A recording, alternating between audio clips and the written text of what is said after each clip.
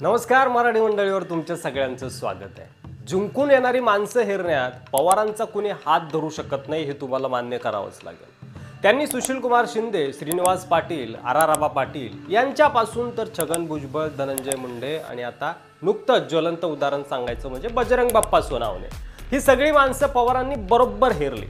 विधानसभेला तेच गणित पवार सेट करण्याच्या तयारीत आहेत आणि हाच फॉर्म्युला वापरून अर्थात जो निवडून येऊ शकत असेल त्याला संधी असं पवारांचं वक्तव्य आहे। त्यामुळे दादांचे आणि भाजपमधील अनेक नेते पवारांना जाऊन तिकिटासाठी विनंती करत आहेत। माढ्याचे अजित पवारांच्या राष्ट्रवादीचे आमदार बबनदादा शिंदेंनी शरद पवारांची पुण्याच्या मोदी बागेत जाऊन भेट घेतली।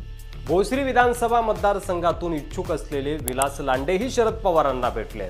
दौंडचे रमेश आप्पा थोरातांनी शरद पवारांची भेट घेऊन कार्यकर्त्यांच्या आग्रहास्तव शरद पवारांच्या राष्ट्रवादीत जाण्याची घोषणा केली। तर चंदगडचे शिवाजीराव पाटीलही शरद पवारांच्या राष्ट्रवादीच्या वाटेवर असल्याची चर्चा आहे। माढ्यातून आमदार आहेत अजित पवारांच्या राष्ट्रवादीचे बबनदादा शिंदे। मात्र अजित पवारांच्या राष्ट्रवादीतून लढण्यापेक्षा त्यांची शरद पवारांच्या तुतारी चिन्हावर लढण्याची इच्छा असल्याची माहिती समोर येते आहे। परवाच बबनदादाचे पुतणे धनंजय शिंदेंनीही माढ्यातून शरद पवारांची भेट घेत तिकीट मागितलंय।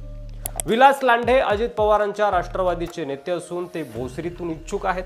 मात्र भोसरीतून भाजपचे महेश लांडगे विद्यमान आमदार असल्यानं इथून तिकीट मिळणार नाही असं विलास लांडेंना वाटत आहे आणि त्यामुळे त्यांचा शरद पवारांच्या राष्ट्रवादीकडे कल आहे।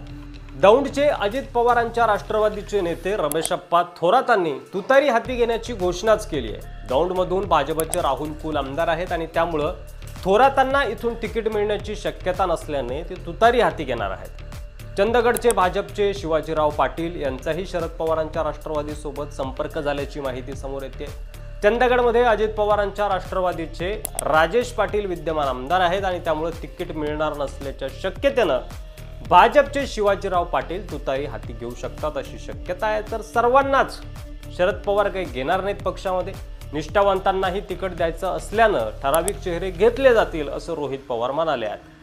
आता दादांच्या आणि भाजपच्या किती नेत्यांना शरद पवार पक्षात घेतात आणि त्यापैकी किती जण विधानसभेला निवडून येतात हे पाहणं महत्त्वाचं असणार आहे।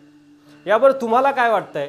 या विधानसभेला शरद पवारांचे किती आमदार निवडून येतील आणि विधानसभेला आघाडीचा मुख्यमंत्री आपल्याला बघायला मिळेल का? तुमचं मत कमेंट बॉक्समध्ये लिहायला विसरू नका। मराठी मंडळीवर नवीन असाल तर सबस्क्राईब करा, व्हिडिओ आवडला असेल तर जास्तीत जास्त शेअर करा आणि तुमची मनमोकळी प्रतिक्रिया कमेंट बॉक्समध्ये लिहायला विसरू नका, आम्ही ती वाचत असतो। धन्यवाद। पुन्हा भेटू पुढच्या व्हिडिओमध्ये, तोपर्यंत रजा घेतो। जय महाराष्ट्र।